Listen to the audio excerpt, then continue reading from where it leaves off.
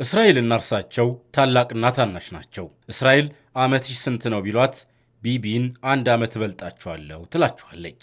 ወታደር ሆነው ለእስራኤል ደማቸውን አፍሰውላታል። እስራኤል ውስጥ ተወልደው ጠቅላይ ሚኒስትር በመሆንም ብቸኛ ናቸው። የምናወራው ስለ ጠቅላይ ሚኒስትር ቤንያሚን ኔታንያሁ ነው።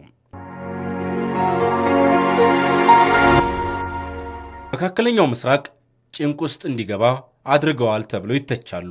ወዳጆቻቸው ደግሞ የእስራኤል ጋሻ ናቸው ሲሉ ያሞካሿቸዋል። እስራኤል በጠላቶቿ ተጠቃች ሲባል የአሜሪካ ሕይወትም ትምህርትም አላጓጓውም። የሀገሩን ጠላቶች ሊዋጋ ጦር ሜዳ ተገኘ። በእርግጥ የኔታንያሁ ወታደርነት ቤተሰባዊ ውርስም አለበት። ወንድሙ ወታደር ነበር። እንዲህ የምናወራለት ቢቢ ከእስራኤል ምስረታ ከ1 ዓመት በኋላ በ1949 ጥቅምት ወር ነው የተወለደው። ሀገሩ የምትበልጠው በ1 ዓመት ነው። ቤንያሚን ኔታንያሁ የቤቱ ሁለተኛ ልጅ ነው። ቴልአቪቭ የተወለደው ቢቢ እድገቱ አሜሪካ ፊላዴልፊያ ነው። ወታደር፣ ዲፕሎማት፣ ፖለቲከኛ፣ ጠቅላይ ሚኒስትር፣ ይህ ሁሉ የህይወት መንገዱ ነው። ወታደር ሆኖ ለእስራኤል ደም አፍሶላታል። ለኔታንያሁ ወታደር መሆን መንገዱን የከፈተው ወንድሙ ጆናታን ነው።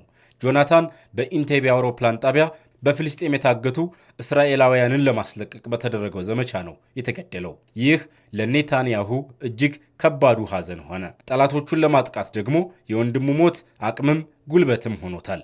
1972 ድጋሚ እስራኤላውያንን ይዞ ይበር የነበረ አውሮፕላን በፍልስጤሞች ታገተ። ኔታንያሁ ለእስራኤል ጋሻ መሆናቸውን የሚያረጋግጡበት ዕድልን አገኙ። ቢቢ የሚመሯቸውን የሳይረት ማታከል ኮማንዶችን አስከትለው ከአውሮፕላኑ ጋር ደርሰዋል። ዜጎችን የማስለቀቅ ትንቅንቅ ሲጀመር ከኔታንያሁ የተተኮሱ ጥይቶች አጋቾችን ነጥለው መቱ። በዘመቻው ድል ቢገኝም ኔታንያሁ ቆሰለ። ከጦር መልስ ድጋሜ ወደ አሜሪካ ጉዞ ሆነ። ቤንያሚን ኔታንያሁ ትምህርቱን ቀጠለ። በ28 ዓመቱም ተመረቀ። በምርቃቱ ላይም ውጊያን ጨምሮ ሀገሬ በምትፈልገኝ ቦታ ሁሉ ላገለግላት ዝግጁ ነኝ አለ።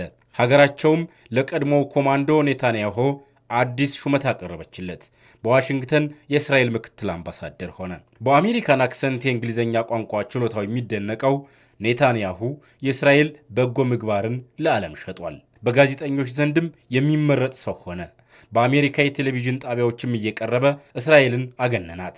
ይህ ስራው በተባበሩት መንግስታት ድርጅት የእስራኤል ቋሚ ተወካይ ቦታን አስገኘለት። በዚያም የእስራኤል ጥብቅናው ሌላ ከፍታ አገኘ። 1988 ኔታንያሁ ፖለቲካን ተቀላቀለ። ወቅቱ ደግሞ እስራኤልና ፍልስጤም የሁለት ሀገርነት ስምምነትን የተቀበሉበት ነው። ኔታንያሁ የዚህ ስምምነት ተቃዋሚ ሆነ። ኔታንያሁ ሊኩድ ፓርቲን እየመራ ለኦስሎ ስምምነት ያለውን የመረረ ተቃውሞ ቀጠለበት። በአደባባይም ድጋፍ አገኘ። የስምምነቱ ፈራሚ ጠቅላይ ሚኒስትር ይስሐቅ ራቢንም የኔታንያሁን ደጋፊዎች አፍ ያስይዝልኛል ያሉትን ሰልፍ ለዓለም አሳዩ። ሰልፉ እንዳለቀ ግን እጣፈንታቸው ሞት ሆነ፣ ተገደሉ። ቤንያሚን ኔታንያሁ የጠቅላይ ሚኒስትር ይስሐቅ ራቢን ገዳይ ተብሎ በአደባባይ ስሙ ተብጠለጠለ። እርሱ ግን በይስሐቅ ራቢን ሞት እጄ የለበትም አለ ደጋግሞ። የሚያምነው ግን ጠፋ። የኦስሎውን ስምምነት የጣሰው የፍልስጤም ጥቃት ቢቢ ላይ ተከፍቶ የነበረውን ዘመቻ ወደ ዕድል ቀየረለት። ቀድሞም ስምምነቱን የተቃወመው ኔታንያሁ የፖለቲካ ድጋፍ ተመለሰ። ከዚያ በኋላ ቤንያሚን ኔታንያሁ ስልጣን የሚፈልግ ሳይሆን ስልጣን የሚፈልገው ሰው ሆነ። በ1996 ደሙን ላፈሰሰላት እስራኤል ጠቅላይ ሚኒስትር ሆነ።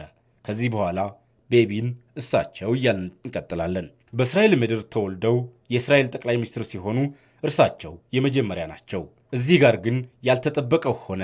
ኔታንያሁ አምርረው የሚጠሉትን የኦስሎ ስምምነት ተቀበሉ። ሲሰድቧቸው የነበሩትን ያሲን አራፋትም እጅ ጨበጡ።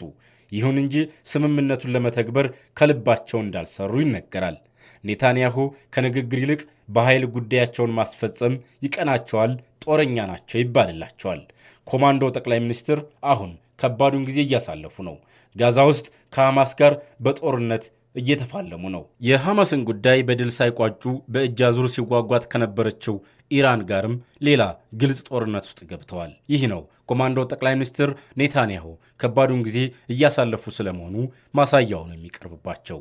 የእስራኤልና ቴሄራን ይለያል ዘንድሮ መነሻው የኒኩሌር ጦር መሳሪያ ጉዳይ ነው። ኔታንያሁ ቴሄራንን የቴል አቪቭ ቀዳሚ የደህንነት ስጋት አድርገው ይቆጥራሉ። ቴሄራን ፈጽሞ የኒውክሌር ጦር መሳሪያ ባለቤት እንድትሆንም አይፈልጉም። በእርግጥ ይህን ሐሳብ ልዕለ ኃያሏ አሜሪካም ትደግፈዋለች። ቴሄራን ላይ የሚፈጽሙት ጥቃትም ምንጩ ይሄው እንደሆነ ኔታንያሁ ደጋግሞ ሲናገሩ ተደምጠዋል። ኔታንያሁ ከቴሄራን ጋር የገቡት ጦርነት የዓለም መነጋገሪያ ሆኗል።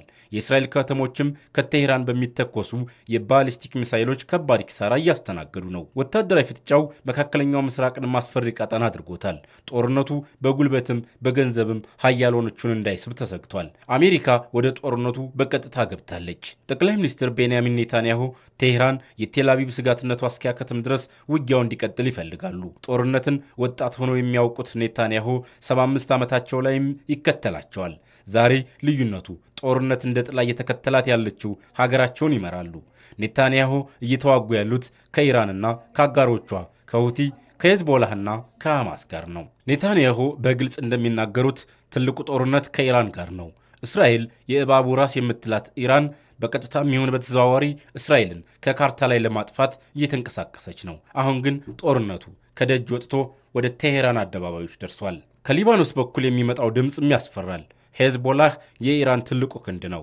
በሺዎች የሚቆጠሩ ሚሳይሎችን ወደ እስራኤል ያነጣጠረው ይህ ቡድን ኔታንያሁን ሌሊት እንቅልፍ እየነሳቸው ይገኛል። ቤሩት እየተናወጠች ነው። እስራኤልም ሰሜኑን ግንባር ለማስከበር ቆርጣ ተነስታለች።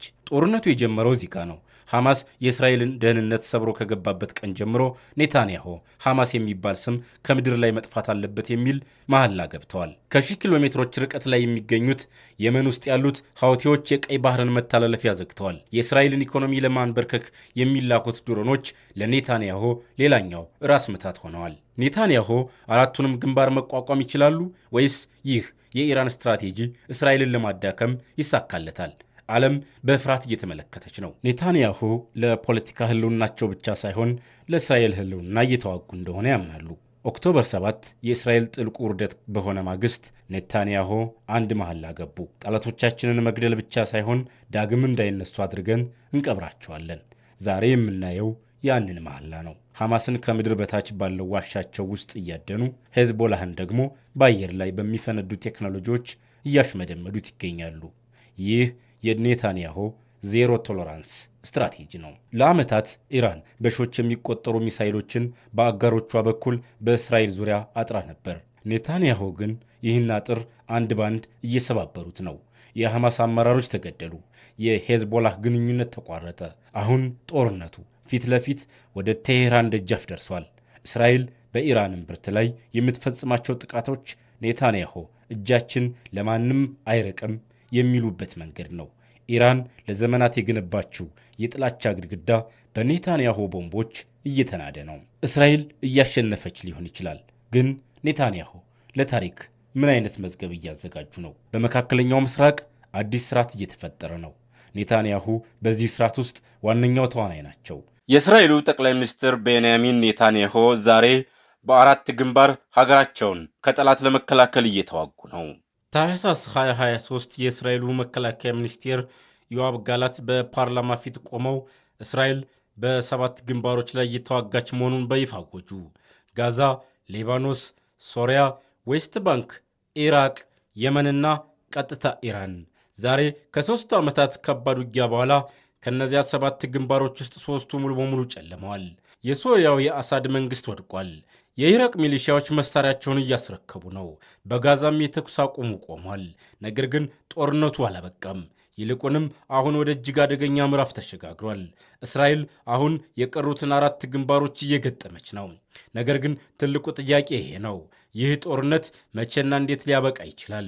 እስራኤልና አሜሪካ ባለፉት ዓመታት ጦርነቱን ሊያስቆሙ የሚችሉ ትዕዛዝ መስጠት የሚችሉና የተኩስ አቁም ስምምነት ላይ ሊፈርሙ የሚችሉትን መሪዎች በሙሉ በቦምብ ደምስሰዋቸዋል። ከሐሰን ነስረላህ እስከ አሊ ሐማኒ ጠረጴዛው አሁንም አለ። ነገር ግን ማዶ የሚቀመጠው ወንበር ባዶ ነው። ዛሬ በዚሁ ልዩ ትንታኔያችን እስራኤል ራሷን የከተተችበትን የማያልቅ ጦርነት አዙሪትና በዓለም አቀፉ ኢኮኖሚ ላይ የተደቀነውን አደጋ ዝርዝር በምስጢር እንፈታለን። ወደ ታህሳስ 2023 እንመለስ። በወቅቱ ጦርነቱ በኢራን ተላላኪዎች አማካኝነት በሌሎች ሀገሮች መሬት ላይ የሚካሄድ ነበር። ይህ የኢራን ስትራቴጂካዊ ጋሻ ነበረ።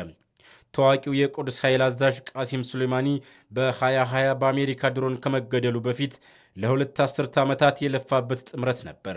ነገር ግን ባለፉት 3 ዓመታት ውስጥ ይህ ጋሻ ተሰባብሯል። የሶሪያ መፈራረስ። በታህሳስ 2024 የአሳድ ሥርወ መንግሥት በድንገት ወደቀ። በሊባኖስ በኩል በከፍተኛ ሁኔታ የተደቆሰው ሄዝቦላህ ዋና አጋሩን ሶሪያን ለማዳን መንቀሳቀስ አልቻለም። ሶሪያ ከኢራን እጅ ወጣች። በኢራቅ በአሜሪካና በእስራኤል ላይ ሮኬት ያዘንቡ የነበሩት የሺያ ሚሊሻዎች የአሜሪካን ከባድ የአየር ድብደባ በመፍራት ወደ ኋላ ፈግፍገዋል። አንዳንዶቹ አሁን ሙሉ በሙሉ መሳሪያቸውን ለመፍታት እየተደራደሩ ነው። የጋዛ መታፈን። ጋዛ ደግሞ በ2025 በደረሰው ስምምነት መሠረት ሐማስ መሳሪያ ለመፍታት ባይስማማም ካሁን በኋላ በእስራኤል ላይ ስጋት መሆን በማይችልበት ሁኔታ ተከቦና ታፍኖ ይገኛል። ይህ ማለት ግን እስራኤል ሰላም አገኘች ማለት አይደለም። ይልቁንም እስራኤልና ኢራን ፊት ለፊት ተፋጠጡ። አሁን እስራኤል ፊት ለፊት የቆሙት 4 ግንባሮች ናቸው። እነዚህ ግንባሮች የቀደሙት አይነት አይደሉም። እያንዳንዳቸው በቀጥታ የእስራኤልን ሕልውናና የዓለምን ሰላም የሚፈታተኑ ናቸው። ኢራን አሁን ከተላላኪዎች ጀርባ መደበቅ አቁማለች። በጦርነቱ የመጀመሪያ ሳምንታት ብቻ ከ500 በላይ ባሊስቲክ ሚሳይሎችና ከ2000 በላይ ድሮኖችን ወደ እስራኤል ተኩሳለች። ፍልሚያው ቀጥተኛ ሆኗል። ሊባኖስ የኢራን አጋር የመጨረሻዋ በሕይወት ያለች እጅ ናት። በቅርቡ በቤይሩት የተሰነዘረው የአየር ድብደባ እንደሚያሳየው ውጊያው ወደ ዋና ከተማዋ ዳግም ተመልሷል። ሄዝቦላህ ቢደማም አሁንም እየተኮሰ ነው። የመን በእስራኤል ምድር ጦር ልትደርስበት የማትችል አገር ናት። ነገር ግን ሁቲዎች ከሰና በመነሳት እስከ ቤርሻቤና አይላት ወደብ ድረስ ሚሳኤል መተኮሳቸውን ቀጥለዋል። እነሱ በእስራኤል የጊዜ ሰሌዳ አይመሩም።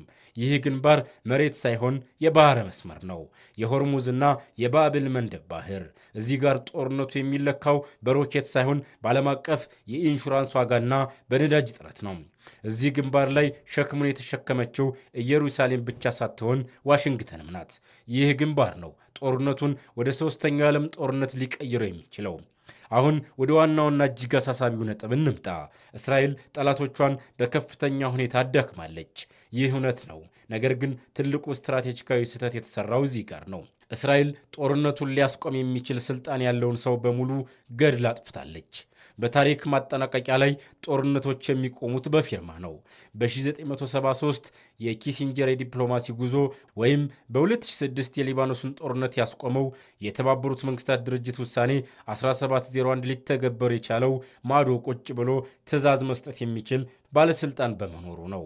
ዛሬ ግን ያውን በርባዶ ነው። የካቲት 28 የተሰነዘረው ድብደባ የኢራኑን የበላይ መሪ አሊ ኻሜኒን ገደለ። ትራምፕ ኋላ ላይ እንደተናገሩት አሜሪካ ያሰበቻቸው መጠነኛ ተተኪዎች በሙሉ በድብደባው አልቀዋል።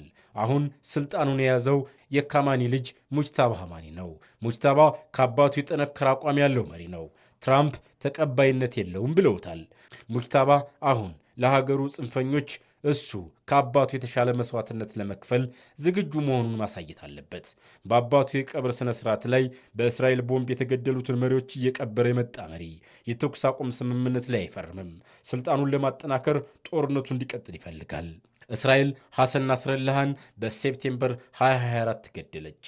ተተኪውን ሐሽም ሰይፈዲንን ከቀናት በኋላ ጠፋች። አሁን የቀረው ናይም ቃሲም ብቻ ነው። የቀድሞው የመከላከያ ሚኒስቴር ጋላት በኤክስ ገጻቸው ላይ የቃሲምን ፎቶ ለጥፈው ለረጅም ጊዜ አይቆይም ማለታቸው ይታወሳል። ታዲያ ናይም ቃሲም እንዴት ሆኖ ነው በእስራኤል ላይ እምነት ጥሎ ስምምነት የሚፈርመው? እስራኤል በወታደራዊ ረገድ እያሸነፈች ሊሆን ይችላል። ጠላቶቿ ደክመዋል፣ መሪዎቻቸውም አልቀዋል። ነገር ግን ማሸነፍና ጦርነቱን ማቆም የተለያዩ ነገሮች ናቸው። በዚህ ሳምንት መጨረሻ ላይ ዋሽንግተን ሌላ የተኩስ አቁም ስምምነት ልታውጅ ትችላለች። ነገር ግን በቤይሩትም ሆነ በቴሄራን ያሉ ታጣቂዎች ያንን ትዕዛዝ ችላ ይሉታል። ምክንያቱም አሁን በየግንባሩ እየተተኮሱ ያሉት አካላት የቴሄራንን ፍቃድ አይጠብቁም። ቴሄራንም ቢሆን ፍቃድ የሚሰጥ ጠንካራ መሪ የላትም። ይህ ጦርነት የሚቆመው በዓለም አቀፍ ዲፕሎማሲ ወይም በአንድ ወረቀት ላይ በሚያርፈ ፊርማ አይደለም። ይህ ጦርነት የሚቆመው አንደኛው ወገን ሙሉ በሙሉ መተንፈስ አቅቶት መዋጋት ሲያቆም ብቻ ነው። እስከዚያው ግን መካከለኛው ምስራቅ በደም መታጠቡን ይቀጥላል።